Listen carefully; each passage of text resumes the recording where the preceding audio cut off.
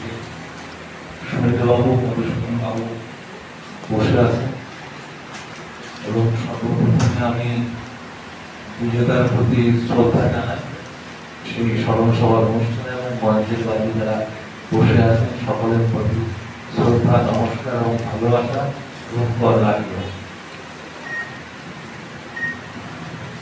বিজয়ের সঙ্গে আমাদের পরিচয় উনি যখন কাশিয়ান কলেজ এবং কাশিয়ান কলেজ থেকে পরবর্তীকালে মুর্শিদাবাদে একটা প্রিন্সিপাল হয়ে প্রিন্সিপাল হয়ে যাওয়ার পরেও একটা যোগাযোগ ঘটে উত্তরবঙ্গ বিশ্ববিদ্যালয়ে।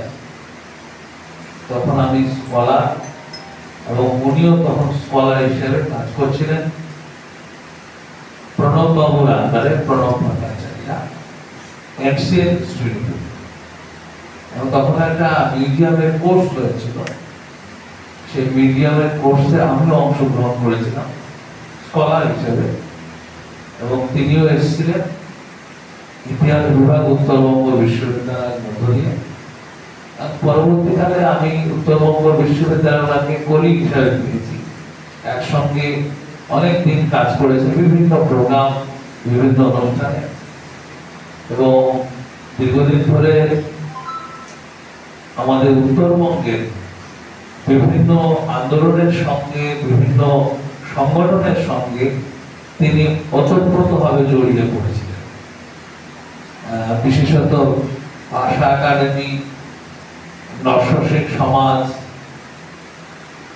এবং চাই সমাজ তো বটে, এবং এছাড়াও অন্যান্য জনগোষ্ঠীও যে প্রোগ্রামগুলো হতো তিনি যেতেন এবং চিলারায় দিবস অনুষ্ঠান কোচবিহারে বেশ কয়েকবার উনি গেছেন, পঞ্চানন বর্মার জন্মদিবসে বেশ কয়েকবার উনি গেছেন, আমিও ছিলাম।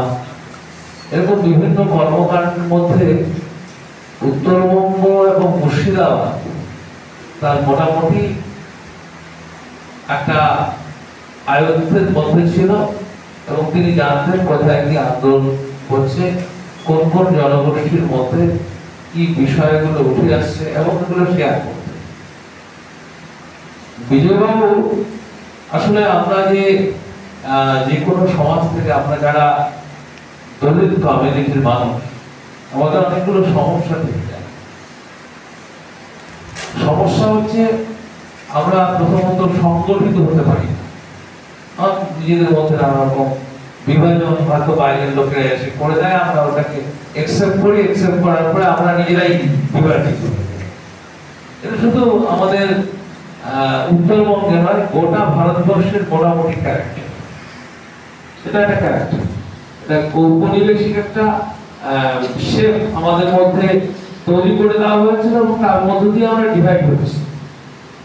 এটা আমি বিভিন্ন জনগোষ্ঠীর মধ্যে কাজ করতে গিয়ে দেখেছি। উত্তরবঙ্গের রাজবংশী জনগোষ্ঠী নিয়ে কাজ করতে গিয়ে তো অবশ্যই হারে হারে পেয়েছি। 2001 সালে আমি যখন 5টি ছাত্রকে নিয়ে একটা সংগঠন তৈরি করলাম, কালচারাল সোসাইটি, আজকে 2024 সালে কিন্তু অনেকটা ফ্লারিশ করেছে, তখন 5 জন ছাত্র।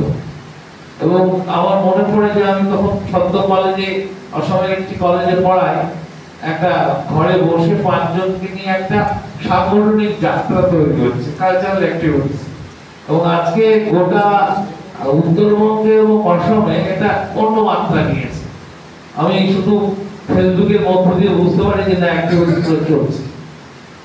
আমাদের অন্যান্য যে জনগোষ্ঠী যেমন রাভা উত্তরবঙ্গে, তাদেরও মধ্যে এরকম অনেক সমস্যা। আমরা বালপাহাড়িয়া এবং যারা সাঁতরি ভাষাভাষী, ওদের মধ্যে ওরা মাঝে মাঝে আমাকে বলেন যে আমরা সংগঠিত হতে পারছি, কারণ ওদের 24 পরগনার একটা বড় অংশ, নদীয়ার একটা বড় অংশ, আমরা নদীয়াতেও গেছি সাঁতরি ভাষার জন্য। এবং মালবাজার থেকে শুরু করে কালচিনিতে একটা বড় স্ট্রিম ওদের কাজ করছে।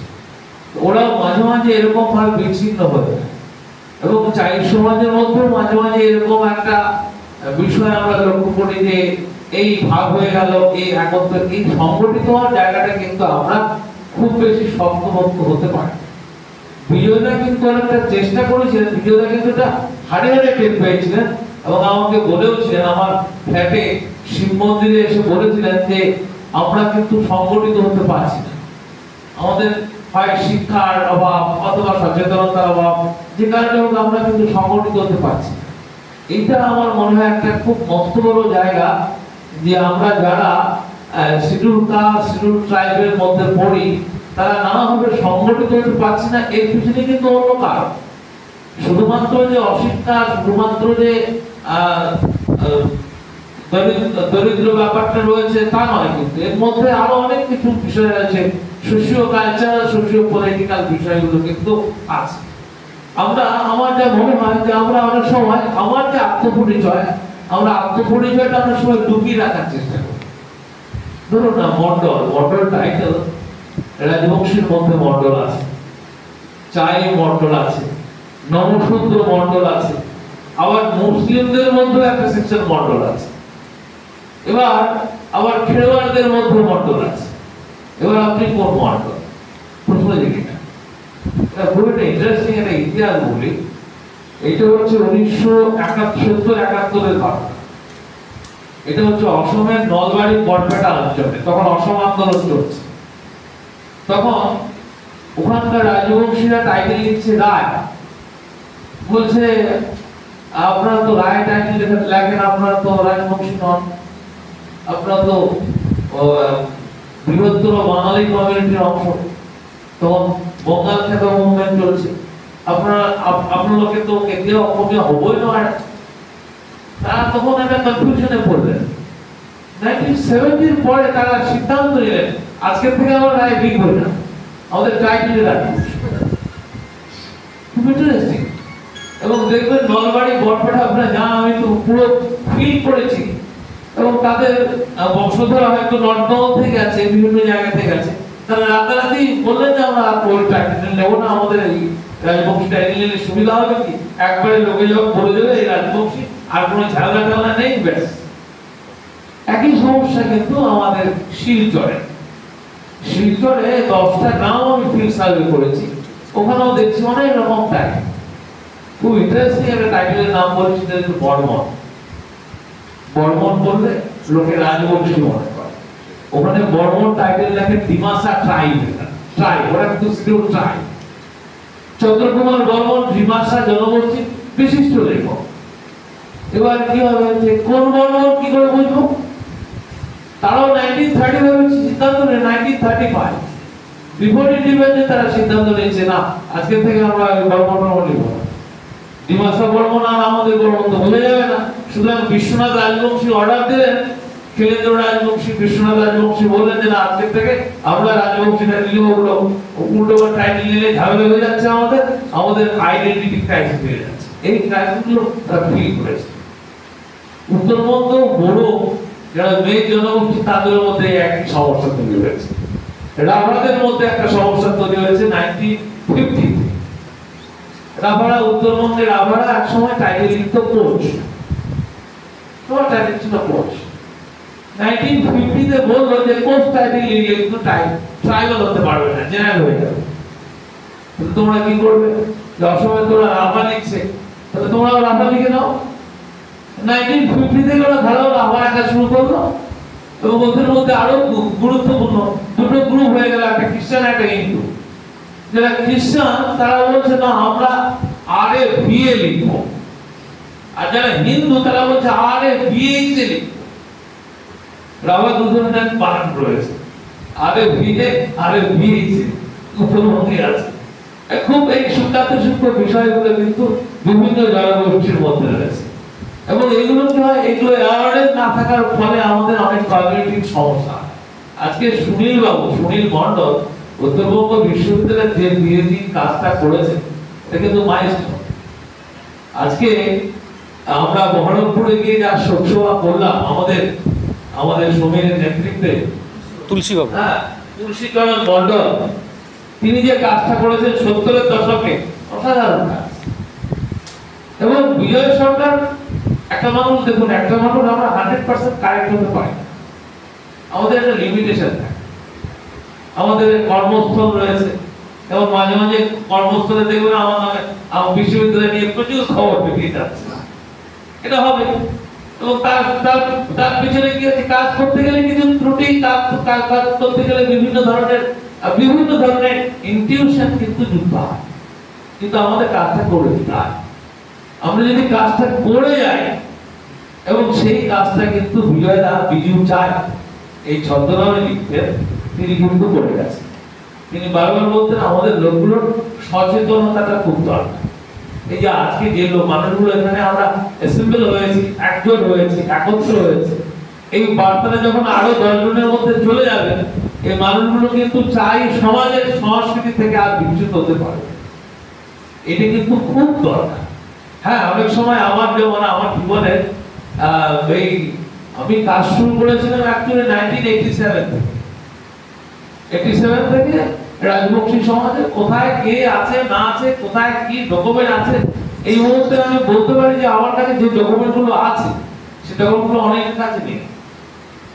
1921, 22, 23, 24 সনের ডকুমেন্টগুলো আমি একদম পরপর রেখে দিয়েছি, সেগুলো নিয়ে কাজ করছি, পাবলিক কাজ করবার চেষ্টা করছি।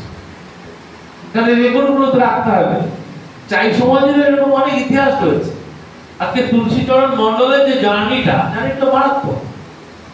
উনি মুর্শিদাবাদ থেকে শিলিগুড়ি এই পুরো জায়গাটাকে একটা হাতের তালুর মতো চিনতেন, কোথায় কারা বসবাস করছে, এবং তার সঙ্গে ভাষার কত ভেরিয়েশন রয়েছে। আজকে সম্ভবত কল্যাণী বিশ্ববিদ্যালয়ে আমাদের চাই ভাষা নিয়ে ওখানে একজন গবেষণা করেছে। ভবিষ্যতে আরো গবেষণা হবে, ইয়াং স্কলাররা উঠে আসবে। কিন্তু আমি মনে করি সবটাই কিন্তু আশাপ্রদ, নিরাশার কোনো জায়গা নেই। বিজয় সরকার যে কাজটা করে গেলেন, ওনার অ্যাকচুয়ালি কাজটা ছিল হিস্ট্রি, অ্যানসিয়েন্ট হিস্ট্রি, বিশেষ করে সূর্যকাল। এবং সূর্যকাল নিয়ে এখনো উত্তরবঙ্গে আর দ্বিতীয় কিন্তু নেই, লোক নেই সূর্যকাল নিয়ে করা। উত্তরবঙ্গে আর কিন্তু পাওয়া যাবে না। দেখুন এই অঞ্চলে প্রচুর, গৌরবঙ্গে প্রচুর সূর্যমূর্তি পাওয়া গেছে। দেখুন আমাদের মালদা মিউজিয়ামে রয়েছে, আমাদের উত্তরবঙ্গ বিশ্ববিদ্যালয় অক্ষয় কুমার মৈত্র মিউজিয়ামে রয়েছে, এবং বিভিন্ন জেলায় এখন মিউজিয়াম হয়েছে, সেগুলোতে রয়েছে, অনেক আবার লাইব্রেরিতেও রয়েছে। তো সেখানে সূর্য মূর্তিগুলোর অনেক ভেরিয়েশন রয়েছে। এবং এই সূর্য কাল্টের মধ্যে আমরা যারা এই সাবঅর্ডিনেট গ্রুপের মানুষ, তাদের যে ধর্মীয় কাল্ট, সে ধর্মীয় কাল্টের পরম্পরাগুলো কিন্তু আছে। আজকে আমরা জানি বা না জানি বা অজান্তে এই যারা বিহারি ছট পূজা করে, আসলে সূর্যের উপাসনা করে, আমরাও যে বিভিন্ন ধরনের লোকাচারগুলো পালন করি, তার মধ্যে একটা এই সূর্য দেবতার একটা পরম্পরা রয়েছে। এবং বিজয়দাস সূর্য দেবতা নিয়ে, গড নিয়ে, ডেইটিস নিয়ে যে কাজটা করে গেছেন, দ্বিতীয়ত কিন্তু আর কেউ করেন। উনি প্রণববাবুর আন্ডারে এনসিএল ইনস্টিটিউটে কাজ করেছেন। আজকে উত্তর দিনাজপুর, দক্ষিণ দিনাজপুর, মালদা এমনকি মুর্শিদাবাদে প্রচুর সূর্য মূর্তি আছে। আরো অনেক কাজ হতে পারে, যে মূর্তিগুলো ইদানিংকালে পাওয়া যাচ্ছে, বিভিন্নভাবে খনন কাজের মধ্য দিয়ে উঠছে। এই কাজটাও কিন্তু আমাদের ইতিহাসের দিক থেকে একটা গুরুত্বপূর্ণ। তিনি এটা স্টার্ট করে দিয়ে গেছেন প্রণববাবুর আন্ডারে, এবং আজকে পরবর্তী জেনারেশন এই কাজটা যদি করেন, তাহলে কি হবে, ভবিষ্যতে আমরা আরো নতুন কিছু পাবো। এটাও কিন্তু একটা পরম্পরা। এবং বিজয়দা যে জায়গা থেকে উঠে এসেছেন, যে গ্রাম থেকে উঠে এসেছেন, এবং যে জায়গা থেকে এই বিশ্ববিদ্যালয় পর্যন্ত, এটা একটা বড় জার্নি। আমাদের অনেক কিছু কাঠ খড় পুড়িয়ে পুড়িয়ে পুড়িয়ে পুড়িয়ে একটা জায়গায় যেতাম, সবাই আমরা একটা জার্নি নাও করি। এবং আমি মনে করি এই কাজকর্মগুলোর মধ্য দিয়ে একটা আলাদা একটা ফিডব্যাক কিন্তু আমাদের আসবে।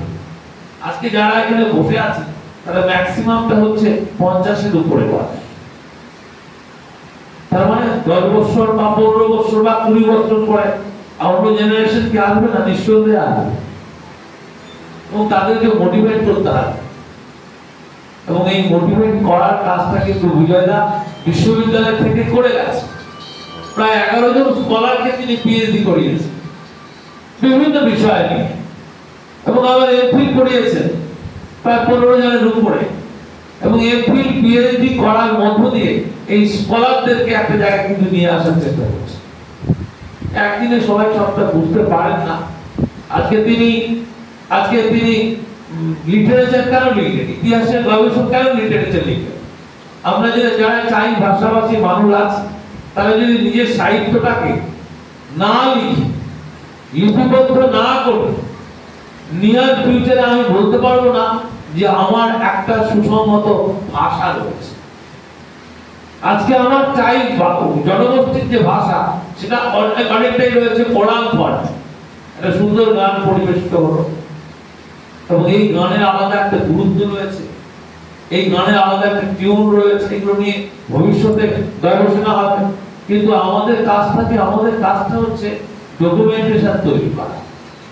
আমরা যদি লিটারেরি ডকুমেন্টগুলো তৈরি করি, ভাষা, সাহিত্য, সংস্কৃতি, তাহলে কি হবে, ভবিষ্যতে এই ডকুমেন্টগুলো আমার কিন্তু আত্মপরিচয় হিসাবে প্রকাশিত হবে। বলবে আজকে আমি নিজেই প্রায় 31 বছর ধরে একটা পত্রিকা চালাই, এখন নিজের খরচ। প্রত্যেকবার পুজো আসে, ওখানে কিছু দিতে হয়, 25,000 টাকা পত্রিকা প্রকাশ করতে হয়, এটা করি। হ্যাঁ, অনেক আর্থিক সমস্যা রয়েছে, সেগুলোকে ওভারকাম করতে হয়।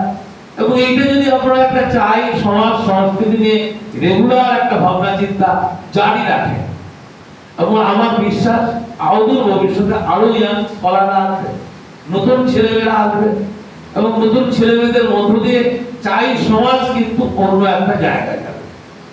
দ্বিতীয়ত আরেকটা কাজ করা দরকার, যেখানে যেখানে চাই সমাজের মানুষেরা বসবাস করছে, অসমেও আছে, নেপালেও আছে, বিহারেও আছে, ওদের সঙ্গে আপনাদের কানেকশন দরকার। অর্থাৎ একটা ইন্টারন্যাশনাল কনফারেন্সের মধ্য দিয়ে এদেরকে একটা জায়গায় নিয়ে আসে। আমি আমার ব্যক্তিগত জীবনে 2004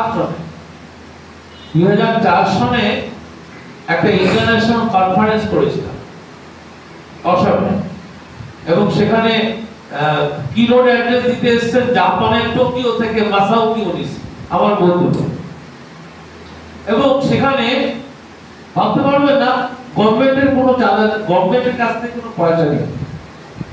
2004 সনে 9.5 লাখ টাকা খরচ হয়েছিল, পুরোটা আমরা কালেকশন করেছি ডোর টু ডোর দিয়ে, এবং বলেছি যে এটা একটা কনফারেন্স, পার হেড আমাদের 50 টাকা করে লাগবে। বাড়িতে মেম্বার কতজন আছে? যদি 3 জন মেম্বার থাকে তাহলে 150 টাকা, 4 জন মেম্বার থাকলে 200 টাকা। এইভাবে ডোর টু ডোর কালেক্ট করে আমরা প্রোগ্রামটা করেছি, এবং প্রোগ্রামটা করার পরে সাকসেসফুল হয়েছে।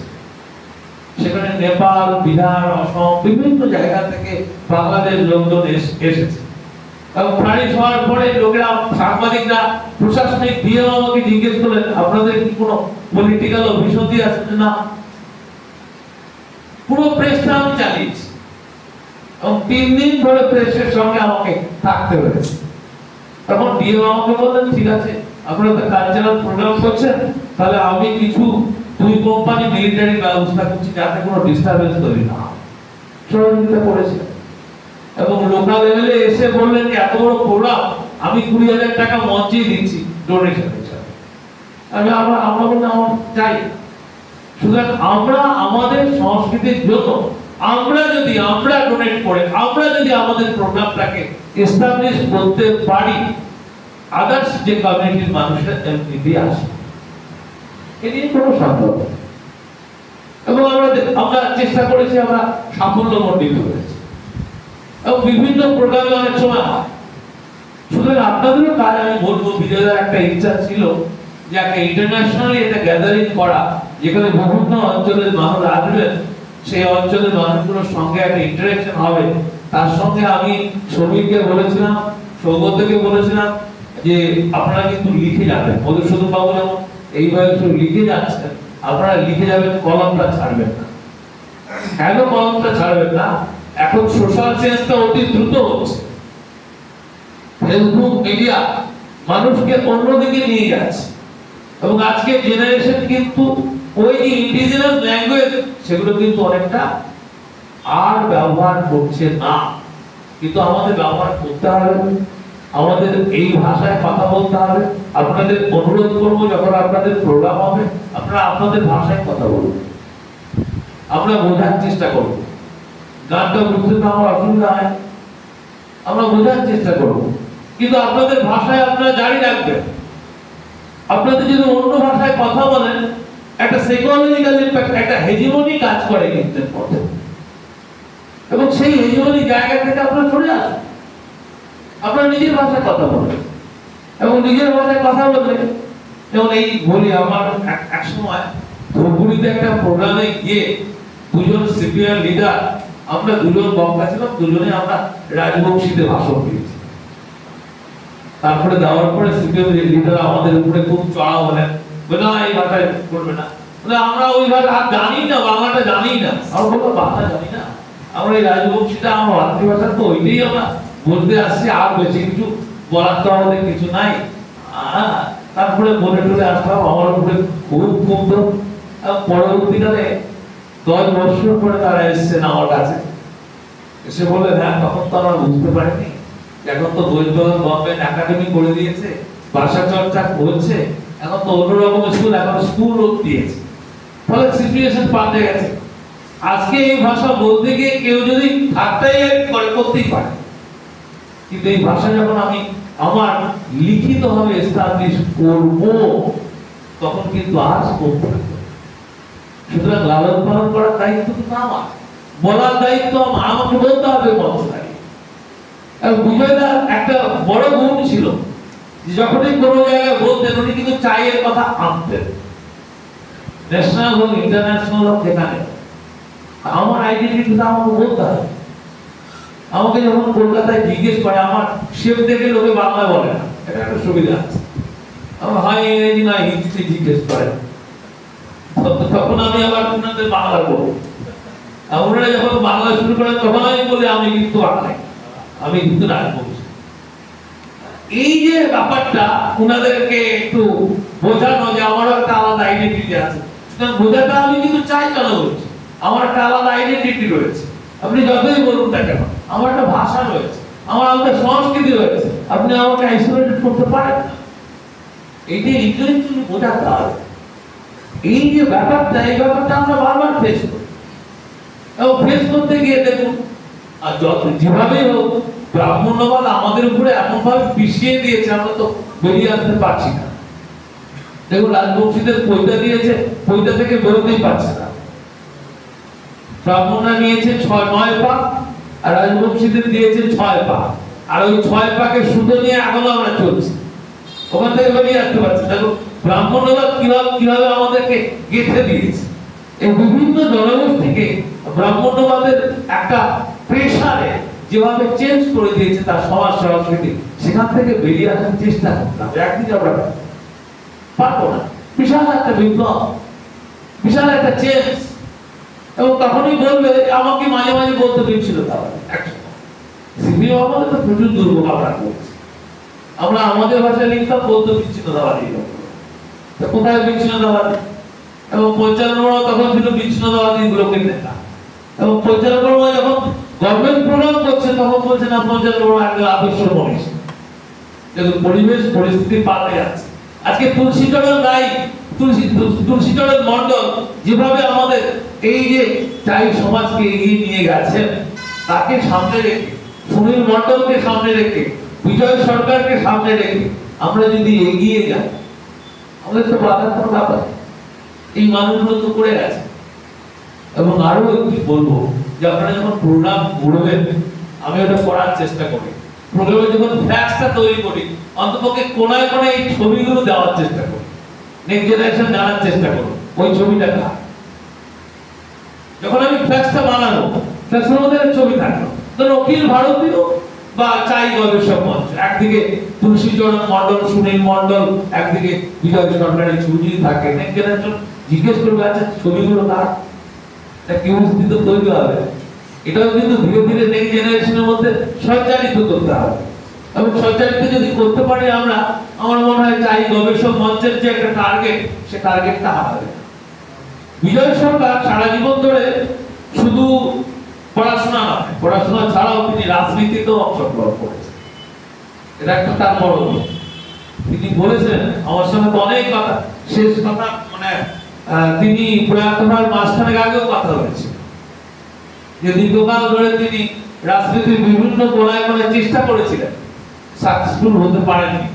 তিনি একবার বলেছিলেন আমাকে যে আমাদের লোকেরাই তো আমাকে ভোট দেয় না, দেবে না, এটাই তো নিয়ম, এটাই নিয়ম, আমার লোকেরাও তো আমাকে ভোট দেবে, কারণ ওখানে একটা আলাদা পেরিফেরি রয়েছে। সুতরাং সেই জায়গাটা দেখুন পঞ্চানন বর্মা একজন বড় মাপের মানুষ ছিলেন সেই সময়। পঞ্চানন বর্মা শেষ ইলেকশনে কিন্তু হেরে যান। কে হারালেন? পঞ্চানন বর্মার যে প্রধানতম শিষ্য তার প্রধানতম শিষ্য যারা ফলোয়ার ছিলেন তারা কিন্তু পঞ্চানন বর্মাকে হারিয়ে দিলেন। জলপাইগুড়িতে একটা মিটিং হয়েছিল পঞ্চানন বর্মা 1933 সেখানে 300 টাকার গড়বড় ছিল। পঞ্চানন বর্মাকে বললেন যে আপনি যদি হিসাব দিতে না পারেন সংগঠন ছেড়ে দিন। অনেকটা কেঁদেছিলেন সেদিন যে যে লোকগুলোর জন্য গোটা জীবন অর্থ সম্পত্তি সমস্তটা ব্যয় করলাম, এই লোকগুলো আমাকে শেষ পর্যন্ত এই শিক্ষা দিল, এটা হয়। এটা বিভিন্ন মনীষীদের ক্ষেত্রে হয়েছে। সুতরাং যারা কাজ করছেন আমি মনে করি নিরাসক্ত ভাবে কাজ করবে, আঘাত আসবে, প্রবলেম আসবে, সেগুলো ফেস করতে হবে। অনেকে এই কথা বলবে, অনেকে ওই কথা বলবে, কিন্তু আমরা যদি কাজটাকে জারি রাখি আমি মনে করি যে আর 5-7 বছরের মধ্যে চাই সমাজ সংস্কৃতি অন্য একটা জায়গায় যাবে। কিন্তু শিক্ষা গ্রহণ করতে হবে, শিক্ষা চেতনা আনে। সবাই বলছে শিক্ষাটা যদি গ্রহণ না করি, হায়ার এডুকেশন আমাদের লোকেরা কি হয়, কোন রকম মাধ্যমিক পাস করার পরে মাঠে কাজ করতে যায়, বলে পড়িয়া কি হবে, পয়সা দিয়ে তো আমরা চাকরি পাবো না। পড়াশোনাটা তো চাকরির জন্য শুধু নয়, পড়াশোনা করতে হবে, সচেতন হতে হবে, সে তো অন্যভাবে নিজেকে প্রতিষ্ঠিত করতে পারবে। এবং সেই জায়গায় দাঁড়িয়ে আমার চাই সমাজের ছেলেমেয়েদেরকে যদি স্কুলে আমরা না পাঠাই, তাদেরকে শিক্ষায় শিক্ষিত না করব, ভবিষ্যতে তারা কিন্তু হাল ধরবে না। এটা প্রত্যেকটা সমাজের ক্ষেত্রে এক। সুতরাং এই জেনারেশনকে তিনিও বারবার চেষ্টা করেছিলেন যে আমি আমার ছেলে মেয়েদেরকে তুলে আনার চেষ্টা করি, তিনি বারবার চেষ্টা করেছিলেন। এবং এই যে চেষ্টাটা একটা মানুষকে দেওয়া হয়, একা সমীর মণ্ডল পারবে না, একা সৌগত পারবে না, একা মধুসূদন বাবু দীর্ঘদিন ধরে ক্লান্ত হয়ে পড়েছে। সুতরাং এই যে একটা সম্মিলিত প্রয়াস যে প্ল্যাটফর্মে আছেন, আমরা যদি সকলে মিলে ভাগ করে অন্ততপক্ষে একটা সমাজকে এগিয়ে নিয়ে যাওয়ার চেষ্টা করি, নিশ্চয়ই আর 5-7 বছরের মধ্যে অন্য একটা শেপ নেবে। আমরা বলতে পারবো চাই সমাজের ভাষা এই, চাই জনগোষ্ঠীর সংস্কৃতি এই, চাই জনগোষ্ঠীর দাবি, এবং সেই দাবিগুলো একটা জায়গায় দিতে হবে। এবং তার মধ্যে একটা পরিশীলিত একটা প্রক্রিয়া রয়েছে, এবং এই প্রক্রিয়ার মধ্য দিয়ে আমরা যদি এই ডিমান্ডগুলো রাখতে পারি, ভবিষ্যতে আরো অন্য মাত্রার সময় বদলে যায়, সোশিও পলিটিক্যাল সিনারিও বদলে যায়। আজকে গোটা পৃথিবী জুড়ে আলাদা আলাদা জনগোষ্ঠীর জন্য, যেটা লেভিন বলেছিলেন, আলাদা আলাদা জনগোষ্ঠীর জন্য আলাদা আলাদা অটোনমি দেওয়ার কথা। এবং আজকে গোটা পৃথিবী জুড়ে বিভিন্ন জনগোষ্ঠী, আজকে ভাবতে পারবেন না যে অসমে প্রায় 9টা কাউন্সিল হয়েছে, বিভিন্ন জনগোষ্ঠী কাউন্সিল দিয়ে দিয়েছে, এবং উত্তরবঙ্গে বিভিন্ন ডেভেলপমেন্ট বোর্ড দিয়েছে, যেমন লেকচার ডেভেলপমেন্ট বোর্ড, এই এলওসি ডেভেলপমেন্ট বোর্ড, আর সোসাইটি ডেভেলপমেন্ট বোর্ড। এই ডিমান্ডগুলো আমরা তখনই করতে পারবো যখনই আমরা আমাদের সমাজ সংস্কৃতির পরিসরটাকে বৃহত্তর জগতের মধ্যে ছড়িয়ে দিতে পারবো, বোঝাতে পারবো যে আমার একটা আলাদা সংস্কৃতি রয়েছে, আমার একটা আলাদা আইডেন্টিটি রয়েছে।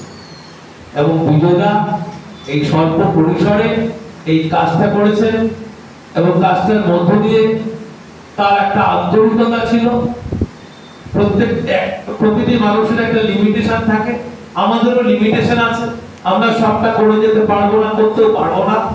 সুতরাং এই লিমিটেশনের মধ্যে উনি কিন্তু একটা জায়গায় চাই সমাজকে নিয়ে যাওয়ার চেষ্টা করেছেন। আজকে তার স্মরণে আমার এই স্মরণসভাগুলোতে আসতে সত্যিই খারাপ লাগে যে মানুষগুলোর সঙ্গে দীর্ঘদিন থেকেছি। আমার জীবনে এই সমস্ত কর্মকাণ্ড করতে গিয়ে অনেক অনেক শোকসভা করতে হয়েছে, অনেকগুলো শোকসভা করতে হয়েছে। গত বছর অন্তত নাই করে 4 শোকসভা করতে হয়েছে। মানুষগুলো, বয়স্ক মানুষগুলো চলে যাচ্ছে এবং চলে যাওয়ার পরে শোকসভা করতে হবে, তাদের প্রয়াণের পরে শ্রদ্ধা জানাতে হবে, এরকম অনেক মানুষকে নিয়ে আবার শোকসভা করতে হয়েছে। আমরা করবো, এটা আমাদের পরম্পরা। এবং বিজয়দার স্মরণের মধ্য দিয়ে ভবিষ্যতে যাতে আরো 4 সমাজ এগিয়ে যায় এবং এগিয়ে যাওয়ার চেষ্টা করে, তার সেইটাকে জারি রাখার চেষ্টা করতে হবে। এবং জারি রাখার মধ্য দিয়ে আমরা সকলেই বেঁচে থাকবো। এবং আজকে দেখুন, আজকে শেরশাবাদিয়া সমাজ মালদা, তারা কিন্তু একটা সাহিত্য চর্চার মধ্য দিয়ে নিজেদেরকে প্রতিষ্ঠিত করবার চেষ্টা করছে। আজকে আরেকটা দল চেষ্টা করছে, অনেক সময় বলবার চেষ্টা করছে, না চাইরা যে ভাষায় কথা বলে সেটা খোট্টা ভাষা, আসলে আদতে তার চাইদের আলাদা একটা ভাষা রয়েছে। সুতরাং এই চাই ভাষা যে আলাদা ভাষা, আলাদা সাংস্কৃতিক পরিসর রয়েছে, এইটাকে আমাদের বিশ্বের দরবারে এস্টাবলিশ করতে হবে। এটা আমাদের দায় এবং দায়বদ্ধতা। এবং এইটা যদি আমরা এস্টাবলিশ করতে পারি, নিয়ার ফিউচারে আমরা গভর্নমেন্টের কাছে ডিমান্ড দিতে পারবো যে আমার একটা ডেভেলপমেন্ট বোর্ড চাই, আমার এই সুযোগগুলো চাই। সুতরাং আমাদেরকে সংগঠিত হবে, সম্মিলিত হবে। সব লোকের দ্বারা সবটা সম্ভব নয়, সবাই যে লিখবে তা নয়, সবাই যে সংগঠন করবে তা নয়। এক একটা মানুষকে দিয়ে এক এক রকম কাজ হয়। সবাই যে গান করতে পারবে তা নয়, যারা গান করতে পারে সেটাও আর একটা ধরনের মানুষ। সুতরাং এই মানুষগুলোকে সংগঠিত করে আমরা যদি এগিয়ে যাই, এবং আমি বিশ্বাস করি আমাদের যারা শ্রদ্ধেয় ব্যক্তি আছেন তাদেরকে যদি আমরা সম্মান জানাই, আমরা নিজেরাই নিজেদের সংস্কৃতির প্রতি শ্রদ্ধা জানাতে পারবো যথাযথভাবে। আজকে বিজয়দাকে সম্মান জানানো মানে এই নয় শুধুমাত্র চাই জনগোষ্ঠীকে সম্মান জানানো। উত্তরবঙ্গের যে সমস্ত শিডিউল কাস্ট, শিডিউল ট্রাইব, নিম্নবর্গীয় মানুষ আছেন, সকলের কাছে কিন্তু একটা শ্রদ্ধার জায়গা। এই মানুষটাকে যদি তুলে ধরতে পারি, এই মানুষটাকে যদি আমরা হাইলাইট করতে পারি, ভবিষ্যতে কিন্তু আমাদের আইডেন্টিটি অন্য একটা মাত্রা দেবে। আমি মনে করি আমাদের পূর্বপুরুষদের, আমাদের সিনিয়রদের, যারা প্রয়াত হয়েছেন, যারা বেঁচে আছেন, তাদের প্রতি সর্বদাই শ্রদ্ধা জানানোর বিভিন্ন প্রক্রিয়ার মধ্য দিয়ে অনুষ্ঠান সঞ্চালিত করবেন, সঞ্চালনা করবেন, এগিয়ে নিয়ে যাবেন। যেমন আমি ব্যক্তিগতভাবে আমাদের বিশ্বমা সংক্রান্তি পরবে অসমে এবং উত্তরবঙ্গে একটা কাজ করেছিলাম। কি কাজ? যে নতুন বছরে বয়স্ক মানুষদের নিয়ে এসে একটা করে গামছা দিতে হবে আর প্রণাম জানাতে হবে।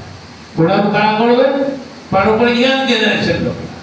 অন্তত বছরে একটা প্রোগ্রাম, এবং এই প্রোগ্রামটা আমার জারি আছে। তাতে কি হয়, এই মানুষগুলোর প্রতি এই নেক্সট জেনারেশনের একটা আলাদা একটা মমতা, শ্রদ্ধা তৈরি হয়। এবং সেই পরম্পরা যদি বজায় রাখে, এরকম আমি জানি চাই সমাজের এরকম অনেকগুলো ফেস্টিভ্যাল রয়েছে, সেগুলো আপনারা জারি রাখুন, ইয়াং জেনারেশনকে নিয়ে আসুন। তারা যাতে সিনিয়র লোকদেরকে শ্রদ্ধা জানায়, এবং শ্রদ্ধা জানায় আমাদের বিজু চাইকে, বিজয় সরকারকে, তুলসীচরণ মন্ডলকে, সুনীল মন্ডলকে। আজকে মধুসূদন বাবু সিনিয়র মোস্ট মানুষ, তিনি বসে আছেন। আমরা যদি আমার সমাজের মানুষদেরকে শ্রদ্ধা জানাই, ইয়াং জেনারেশনকে তুলে নিয়ে আসি, তাহলে আমরা কিন্তু সকলেই শ্রদ্ধান্বিত হব, সকলেই আমরা বেঁচে থাকবো, আমাদের সংস্কৃতি বেঁচে থাকবে, আমাদের আইডেন্টিটি বেঁচে থাকবে। অনেকেই সমালোচনা করতেই পারে যে এগুলো আবার কি করছে, কিন্তু একটা সুদূর প্রসারী যদি লক্ষ্য থাকে, তাহলে আমার কিন্তু কোনো অসুবিধা হওয়ার কথা। বিজয়দার একটা একাডেমিক বৃহত্তর কর্মকাণ্ড, তার সাংগঠন, তার বিভিন্ন ধরনের পড়াশোনা, উত্তরবঙ্গের বিভিন্ন জনগোষ্ঠী নিয়ে তার বেশ কিছু লেখাপত্র রয়েছে, ইংরেজিতে বাংলায় প্রকাশিত হয়েছে। এবং তিনি কয়েক বছর মিউজিয়ামের ডিরেক্টরও ছিলেন, অক্ষয় কুমার মন্ত্র মিউজিয়ামের, এবং বিভাগীয় প্রধানের কাজ করেছেন, এবং উত্তরবঙ্গ বিশ্ববিদ্যালয়ের বিভিন্ন সময় ইসি মেম্বার ছিলেন, এবং বিভিন্ন সময় বিভিন্ন সামাজিক কার্য।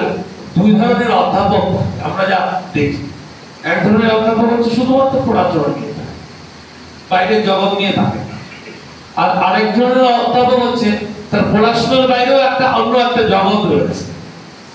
সুতরাং এই যে ভূমিকা, অর্থাৎ প্র্যাকটিক্যাল লাইফে যে ভূমিকা, সেটা কিন্তু বিজয়দা করে গেছে। পড়াশোনার জগতের বাইরেও আমার যেখানে যেখানে জনগোষ্ঠীয় মানুষ আছেন, চাই মানুষ রয়েছেন, তাদের সঙ্গে সংযোগ, তাদের সঙ্গে সম্প্রীতি, তাদের সঙ্গে কমিউনিকেশন রাখার চেষ্টা করেছে। এইটা যদি আপনারা করে যান, আমরা করার চেষ্টা করি, বিশ্ববিদ্যালয়ের উপাচার্য হতে পারি।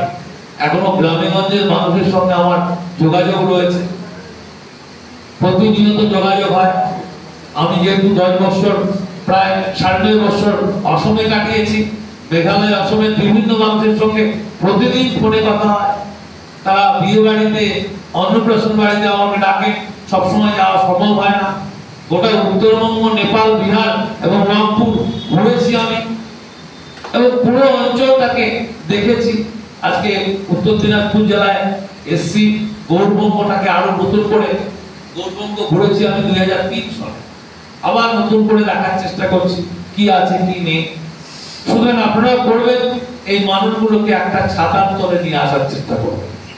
চাই গবেষক মঞ্চের মধ্য দিয়ে আমরা আবারও শ্রদ্ধা জানাই বিজু চাইকে, ডক্টর বিজয় সরকারকে, এবং আমি শ্রদ্ধা জানাই যারা আরো প্রয়াত হয়েছেন চাই সমাজ থেকে, যারা এই আমাদেরকে নিয়ে কাজ করবার চেষ্টা করছেন। দেখুন, প্রতিটি আন্দোলনের একটা গুরুত্ব রয়েছে।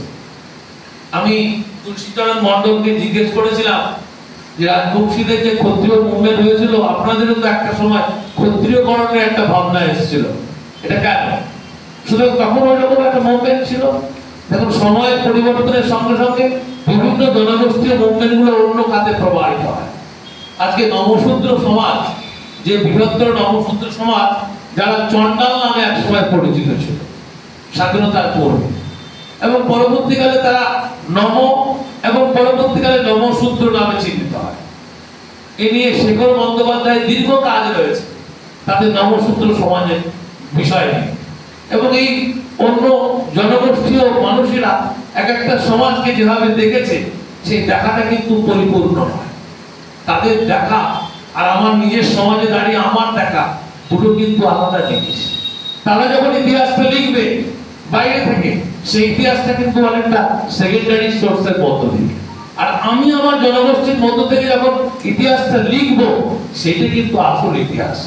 সুতরাং আমার ইতিহাস আমাকে সৃজন করতে হবে, আমাকে ক্রিয়েট করতে হবে। বিজয়দা সেই ইতিহাসটাকে ক্রিয়েট করার চেষ্টা করেছে।